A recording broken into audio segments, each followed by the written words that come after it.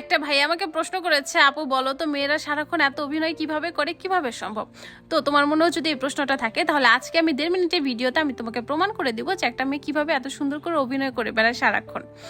Number 1, ছোটবেলা থেকে শেখে। মেয়েরা ছোটবেলা থেকে এটা শিখে যে কিভাবে ইমোশনটাকে হ্যান্ডেল করতে হয়। কখনো কেঁদে ফেলে না, চুপচাপ থাকতে হয়, ভদ্র মেয়ে হও, সবাইকে এটা দেখায়ও না, ওইটা দেখায়ও না। অভিনয় না করে কি আর উপায় আছে? নাম্বার 2, সমাজের চাপে পড়ে। সমাজে মানুষের সামনে যদি বলে আমার ভালো লাগতেছে না, তাহলে বলে নাটক করিস না। তাই মেয়েরা মুখে হাসে কিন্তু ভিতরে কান্না করে, বুঝতে দেয় না। নাম্বার 3, ছেলেরা কি অভিনয় করে না? তুমি বলো যে আমি ভালো আছি, অথচ রাতে দেখো অনেক সময় ঘুম আসে না। এটা কি অভিনয় না? এটা কি অভিনয় করতেছে না? ছেলেরাও অভিনয় করে, বুঝতে পারছো? সময় শিখিয়ে দেয়। নাম্বার 4, রিলেশনশিপে এসে কেন অভিনয় করতে হবে? শোনো, ভালোবাসা পেলেও ভয় আছে, আবার ভালোবাসা না পেলে আরো বেশি ভয় আছে।